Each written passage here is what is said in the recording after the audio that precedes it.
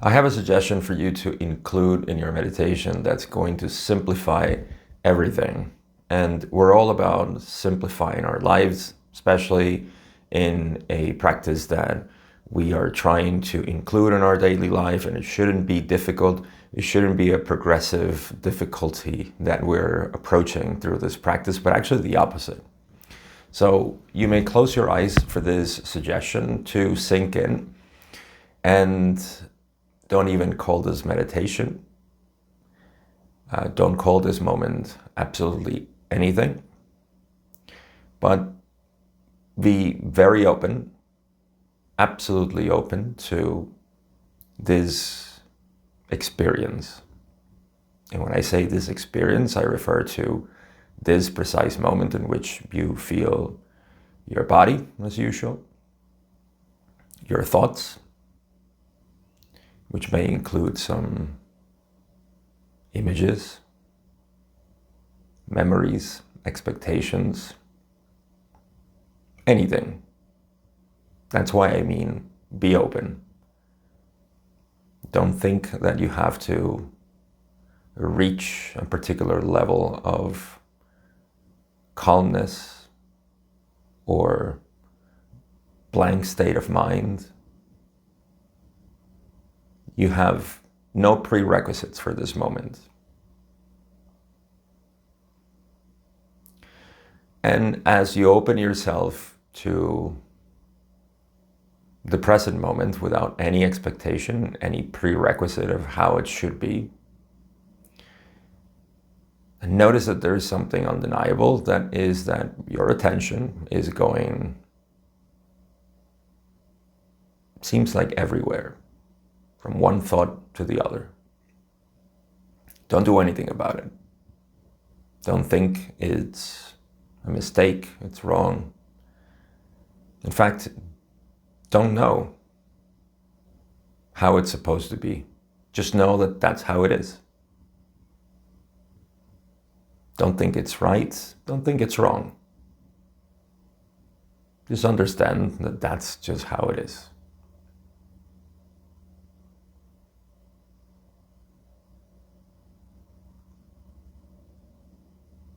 It's probably expecting the next words I'm going to say, commenting on what you're doing in this moment,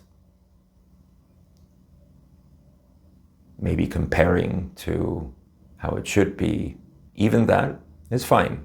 Notice that you're not doing it. It's not that you're closing the moment. You're actually open to that. That's a big revelation. Notice that even if the thoughts are contrary to what I said at the beginning of being open, you're open to that. It's okay. Notice the relief.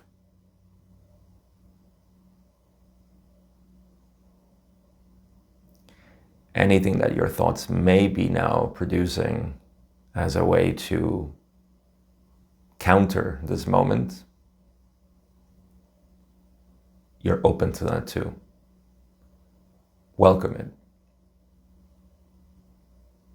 Don't think that you have to get rid of it.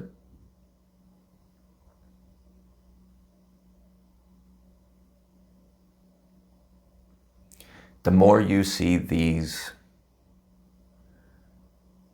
counter arguments that the mind produces, and instead of fighting them, you welcome them, you're open to them, and you see them as not a threat and not something that defines you, then you increase this openness. Your mind becomes more open.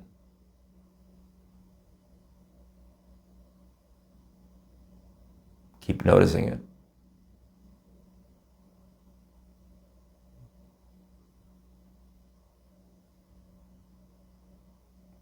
Some objection will inevitably arise. Maybe you have to do something. Maybe the mind would say, I've done this already. Always to deter you from remaining open and pushing you away to do something else. I'm not saying ignore it. I'm saying be open that it's okay that your mind is doing that.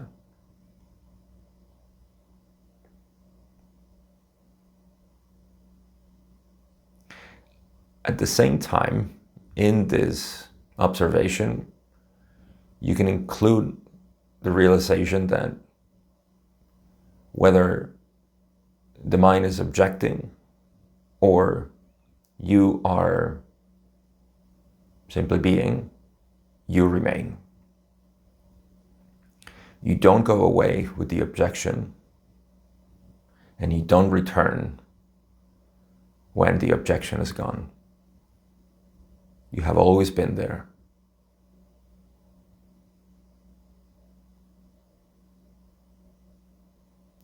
At the beginning, it seems like our attention is fighting with these thoughts.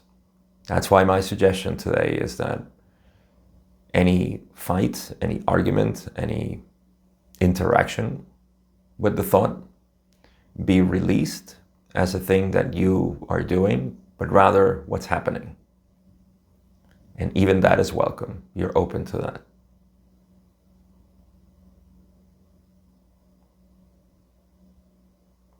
Be very curious about this because it's always happening. In the initial stages, it is a constant. And it's okay. It doesn't mean you're failing. It doesn't mean that your mind is wrong, that your mind has problems. It's just a natural state of the mind when it's confused about something that is threatening the ego. Because the ego is being sentenced by this observation. It is being recognized as non-existent. That's why these arguments are arising.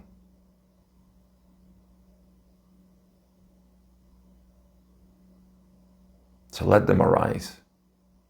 The moment you reduce yourself to conflict, to arguing, to objecting the objection, or going with the objection, that moment the ego strengthens itself. But the moment it is accepted and it's opened to be welcome, then the ego loses its reality. And it is you who notice that. You, the ultimate you.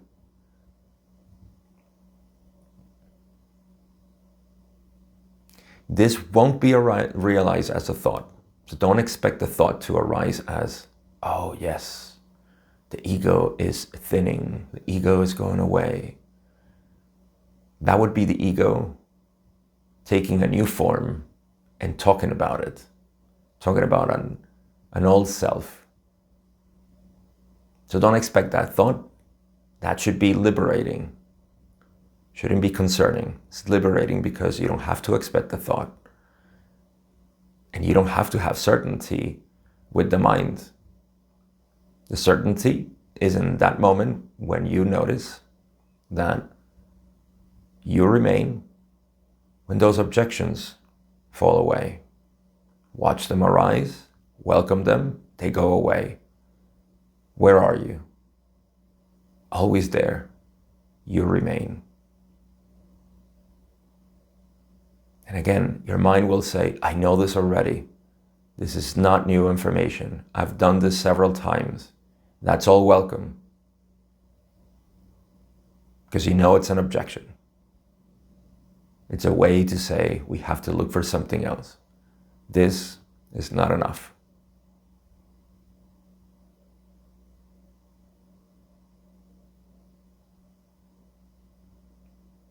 If I am describing your mind, it's because I know that it's natural and normal to feel this.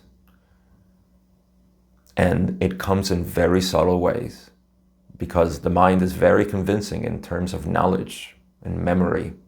And when we rely our existence in knowledge, then the mind always beats us. It's always dominating. But the moment we realize that we remain, when the mind is gone, then we have all the power. We have all the control. It's not the right word. We have full ownership of the experience. We have full freedom of the experience. We're not shackled by the mind's knowledge or belief in knowledge. So the key point is to realize that all objections, all arguments, all conflicts in the mind are welcome. It's a natural stage in meditation, and we all have to go through it. But the moment we listen to the objection or we fight against the objection,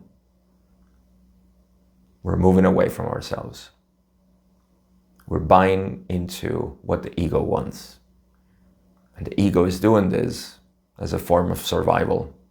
It wants to stay alive. It wants to stay there. It's thrashing with all that it can. And it's going to bring all the knowledge in the world to try to sustain itself and object about this silence, about this moment of presence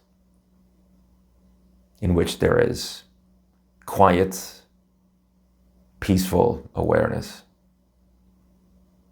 Even if it's just a glimpse, even if it's just a flashy moment in which you feel this peaceful, quiet awareness. That's it. That's all that is needed for us to realize who we are, and that's all that is needed to continue to debilitate the ego. The ego does not go away within one single flash. It needs to be constantly revealed. It's our own self that shines and doesn't flash anymore that dissolves the ego. Just like shadows and darkness are not dissipated by a flash. They are dissipated by constant illumination, by constant light. The light of awareness is the metaphor that we're using here. Your awareness of yourself. To know that you are and remain always in the face of objections, arguments, and all kinds of conflicting thoughts that are up there, trying to dissuade us from remaining in this presence. So how does it look again? At any moment, you don't have to reach any particular state. In fact, the more noise, the better. Because you're being open to that noise. You're being open to that disquietude in the mind. You're open to all the arguments and the conflicts and the objections. The more, the better. Because you're there. And you're not moving away from it. You're not shying away. You're not listening and saying, yeah, I suck at this. I'm not good. I think too much. You're listening to the objection, and the ego is winning again. The moment you allow it and say, it's okay, everybody goes through this, everybody's mind is like this, then you win. The ego goes away. It always does.